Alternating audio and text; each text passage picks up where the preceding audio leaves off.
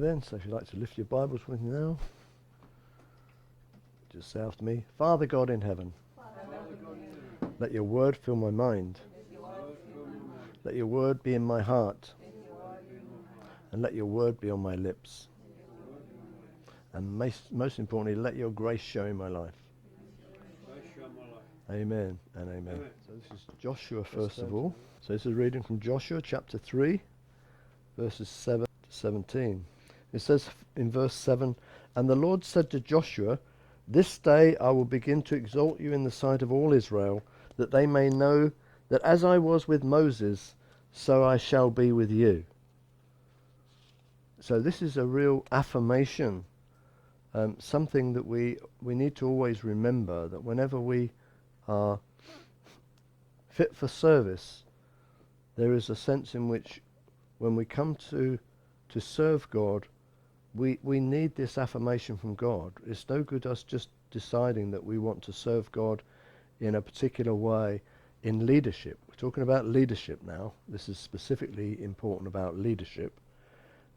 We can't just decide to be leaders and think that that's going to be okay. We have got to bring ourselves and find out what's in our heart and what God wants us to do in by way of service. And some people are cut out for leadership and some people are not cut out for leadership. Some people have one gift and others have got other gifts. So we know that not all the gifts are related to leadership. And so this is an important thing, that Joshua has suddenly had this confirmation from God, that God himself, he's laid it on him. He's spoken to him in his heart and said, "This day I will begin to exalt you in the sight of all Israel, that they may know that as I was with Moses." In other words, God was with Moses. Moses wasn't on his own. And that's really important. And he says, "So I will be with you." And then he gives him directions and says, "You shall command the priests who bear the Ark of the Covenant, saying, when you have come to the edge of the water of the Jordan, you shall stand in the Jordan."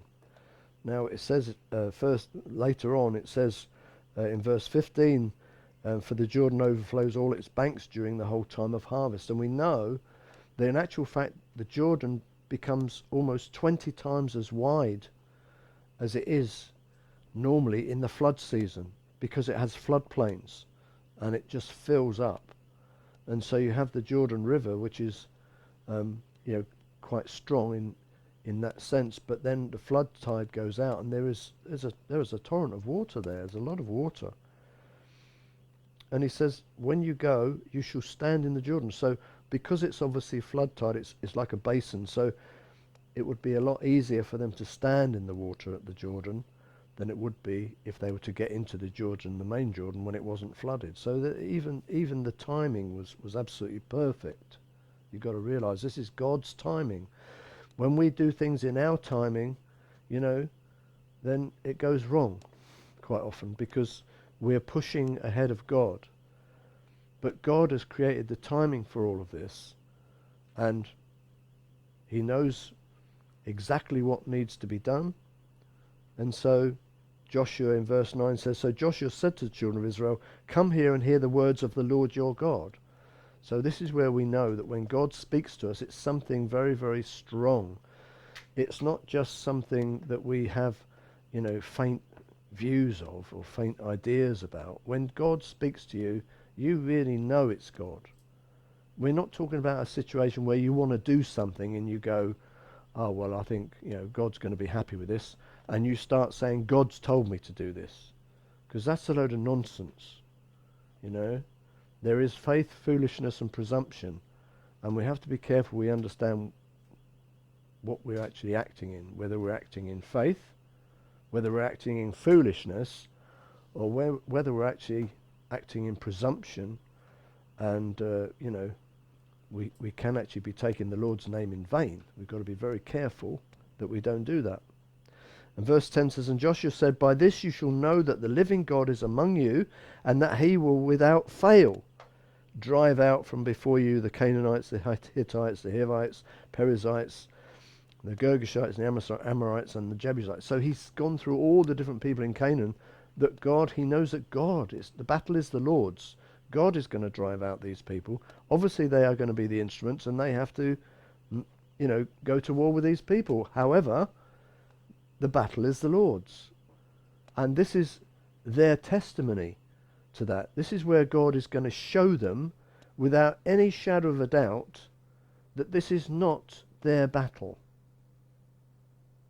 They are going to be gifted. They are going to be granted the resources, and God is going to work on their behalf, and God is going to win this battle, even though they are the instruments God is using at this particular point. And he shows them, this is how we're going to do it. This is how you're going to know. So this is why you can be strong and courageous, Joshua, because you're going to know. And I want you to tell the people that. This is why you can be strong and courageous, and have this confidence in you, and know that you are just going to win this battle because I'm fighting it before you. I'm going ahead of you. I'm making the preparations. I'm going to make sure that you win. And so in verse 11 it says, "Behold, the ark of the covenant of the Lord of all the earth is crossing over before you into the Jordan." Now they knew that the ark of the covenant had power. They knew that this was the mercy seat of God, that God would come and descend and sit and presence himself on this mercy seat, and therefore would speak to Moses. And we know that God has already spoken to Joshua, that Joshua knows that God is with him. He knows the voice of God. He understands this is God. And at the same time he understands that the Ark of the Covenant is where God was showing that he was with his people. And this is why it's showing the people now. They're going into the Jordan, and the first thing that's got to go into the Jordan is not the leader. Can you understand? This is the difference. It's not the leader who puts his feet in the water. It's the Ark of the Covenant. It's the presence of God going into the battle before them.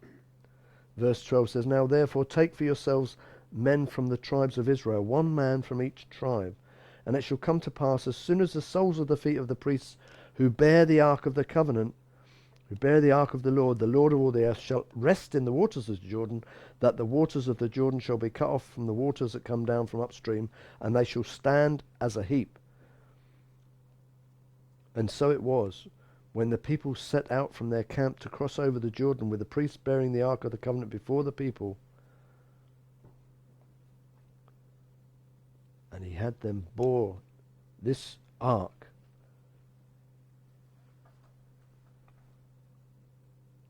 and he got the 12 tribes. A man from each of the tribes was to bear the ark, and the priests were there with them.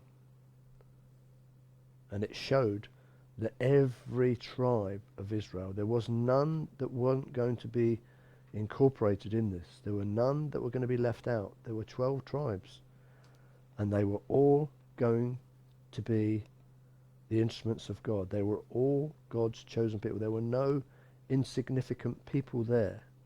There were no insignificant tribes there. They were all important, in the same way that there are no insignificant people here. And when we come to God and we come to the communion, there are no insignificant people that come to the communion. If God has actually saved you, if God has touched your heart, if God has called you by name and has given you the privilege to become a child of God through the sacrificial life, death and resurrection of Jesus and his shed blood, when you've come to God and have that privilege, then there are no insignificant ones that do that. Everyone is significant to God. God knows the number of hairs on your head. He knows you by name. And your name is written in the Lamb's Book of Life. So this was a confirmation for the people of God at that time. And this is where we understand it in our hearts. We begin to see that this isn't just about leadership. This is also about God leading the leadership. This is about God leading the people through the leadership. But it's all about God. This is really important. And so it says in verse 14, "So it was, when the people set out from their camp to cross over the Jordan, with the priests bearing the Ark of the Covenant before the people. And as those who bore the ark came to Jordan, and the feet of the priests who bore the ark dipped in the edge of the water, for the Jordan overflows all its banks during the whole time of harvest, that the waters which came down from upstream stood still and rose in a heap very far away at Adam, the city that is beside Zaratan. So the waters that went down into the sea of the Arabah, the salt sea, failed and were cut off, and the people crossed over opposite Jericho. And so when the priests went down there, they're bearing the ark. Those 12 people, or the individuals of the tribe, are there with them. When they put their feet in the waters are just stopped, and they're up on a heap, in the same way like the Red Sea parted, and there was dry ground. You know, when you take a load of water that's been there for a long, long time, and you if you removed that water, you would still have a lot of mud and slush, and it wouldn't be dry. But this is what they had. And it says here, then the priests who bore the ark of the covenant of the Lord stood firm on dry ground in the midst of the Jordan, right in the middle, you imagine. So we're not talking about the floodplain stuff, which, you know, may just have some water, some extra water on it certain times a year, and then it's going to dry up to a certain degree. This was right in the middle of the Jordan. This was where the main river flowed. This is where it had been flowing for hundreds and thousands of years. So, you know, it wasn't just something that, you know, someone threw a bucket of water over it and then you had to kind of slide around getting across it. No, this was a real river, and in flood, this river. And so therefore it was dry ground when they actually crossed it. That in itself is a minor miracle. The water heaping up is a miracle, but it also shows you how much of a miracle it was, that it wasn't even, they weren't even trudging across muddy waters. It was dry, where moments before it was wet and muddy. And they were there right in the middle until all the people had crossed over, it says here. Everyone went through. And so this is something we have to understand about God, that God, when he decides that something should happen, it happens. It's not in our timing. And he also gives all the resources and has everything in place and has impeccable timing and knows exactly when things should happen, because he is present in this situation. And so when we know that God's with us in what we're doing, and we truly believe that God is with us, then we have confidence. Then we have peace in our hearts. Then we really understand and can have joy that God is seeing us as his own people and making things happen for us. That's an amazing thing when you get to that point of having that peace. And when you get saved and your life is in turmoil quite often, and you come to God and you ask God to save you, then obviously you're going to be in a situation where God is actually going to show you just how privileged you are, and he's going to show you just how amazing he is. And he's going to give you that confirmation that he's with you. And that's really important. You know, you will get these confirmations along the way. This is where our faith is tested. When things are going wrong, when we're up against it, or when we're walking forward and hoping that God's with us, this is where our faith is tested. So when we're coming against something, they suddenly come against a river to cross over into Canaan that is in flood.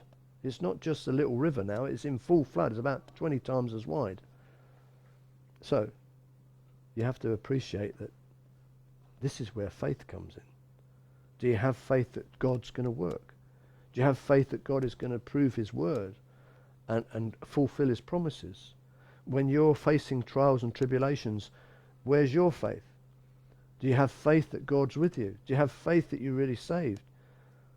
Do you have faith that you really are protected and looked after by God, and that God has a purpose for your life? And he'll give you the meaning. You know, you've got purpose in your life, he'll give you the gifts, but then your life has to make meaning through this, and it only makes meaning through God. This is really, really important.